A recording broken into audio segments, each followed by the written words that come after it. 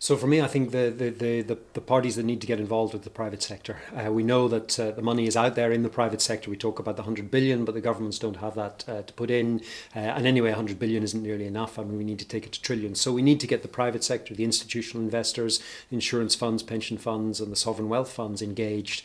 And why do we need to do that? Well, first of all, obviously they bring the capital, but also the private sector brings the technology, they bring the capacity building, they bring the entrepreneurship. They find ways to get round problems. In my institution, the African Development Bank, it takes us a long time to develop a project because we follow procedures and we're bound by the rules. But we know the private sector can work faster, they can be incentivized, and they can get the job done. And we don't have a lot of time. So for me, the answer to that question is the private sector.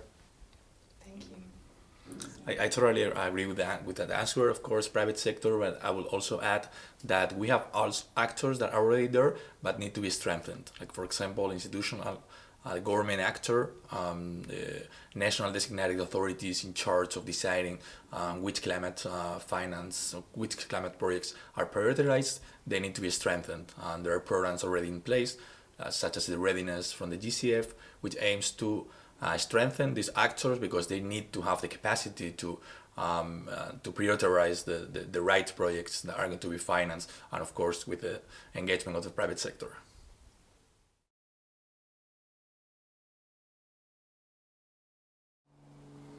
Well, both agendas must be linked by its own nature.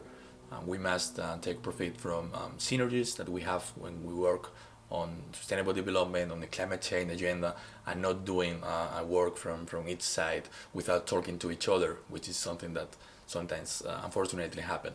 So it's really important to understand the linkages between both agendas and work together in order to make the best of our all joint efforts.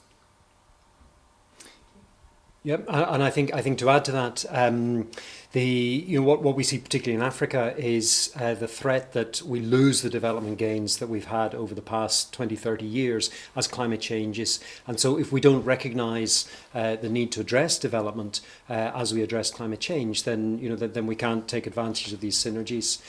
So I don't think we can't achieve climate change if we don't also achieve the Sustainable Development Goals. And as we strive to achieve climate change, we need to make sure that the projects and the interventions that we make are sustainable. So they must address the Sustainable Development Goals.